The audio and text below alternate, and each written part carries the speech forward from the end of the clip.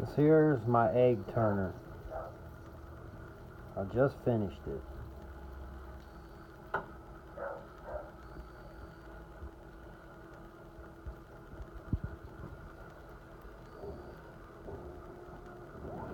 The drill head.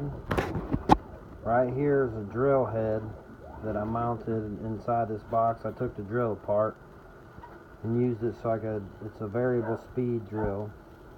And then this is a 12 volt power pack from a computer that I hooked up to it. And it runs in and goes in right here. And I mounted it on this frame. And then ultimately going in this box right here. And this is going to be my incubator. And in here some eggs already growing right here. But I got them inside this this incubator right here, which I candled them today, and so far I've got 7 that are viable eggs out of 10. And then there's my candler. But anyways, that egg turner is going to sit right here in this box, and then it can do up to 40 eggs. And then this is how I keep the humidity and stuff up. And I've got a temperature gauge right here, and there's one right, if you can see it, it's right there inside the egg incubator. Anyways, so this is my chicken thing. Oh, and here's the dates. February 6th is when I put them in. On the 24th is when I'll stop rotating them. Hatch day should be the 27th or 28th of February 2019. But again, here's my automatic egg turner. It's in its test phase right now. Then I'm going to hook it up to this timer so that the egg turns on and off. I don't know, I was thinking about doing 4 times a day or just 3 times a day. I don't think it's going to be a big issue if I do 4, but it'll be more even, and I like even. But anyways, what I did, these are 15-minute intervals, and how I got around that is I took,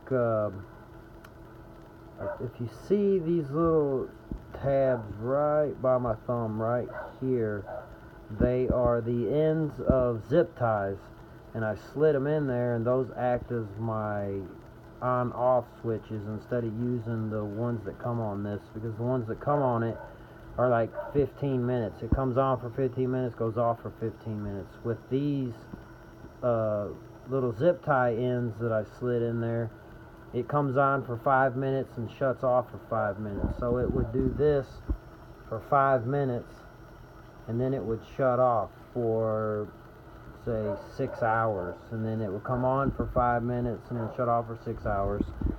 And with that being said, I don't really care where it stops. If the egg stops on one side or the other, because it rotating for 5 minutes should negate the fact of it being on the same side all the time. And with this rotating and the eggs oblongs, they will actually move themselves. And something else I wanted to say is, if you have an egg setting on here and an egg is narrow and fat on one end, over time the eggs would want to run to one side. All of the eggs would want to run whichever way the small end is, and that's just natural process. One thing I have found to stop that, if you take your egg turner and you prop this one side up, raise it up so it's like this, tilted, and you stick all of your skinny ends facing the height of the tilt, as the egg turner moves, the eggs will stay in the same spot.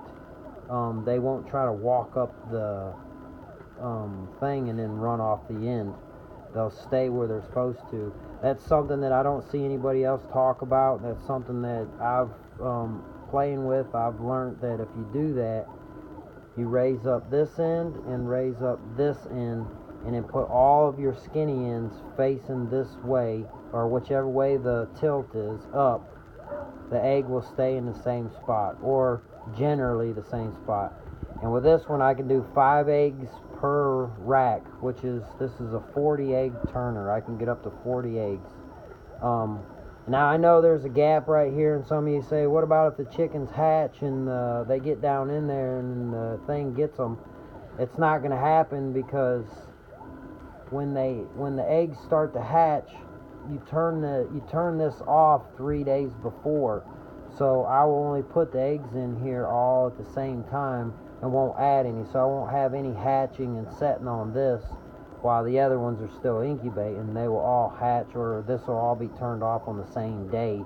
So then these gaps, the only issue that I would watch for is to make sure none of my chicks fell down in here. But anyways, that's when I come upon that, I'll work out something different. But anyways, thank you guys for watching. Then again, in this whole system, I will tell you, I have $0 in it. 0. I cut all this on my bandsaw. Found the pink foam. It's pink, like 8mm foam in the craft tote. And the drill was an old drill, and all the wood is scrap wood that I found laying in the yard in a scrap bin. Anyways, thank you guys. Have a good day. Subscribe, and God bless.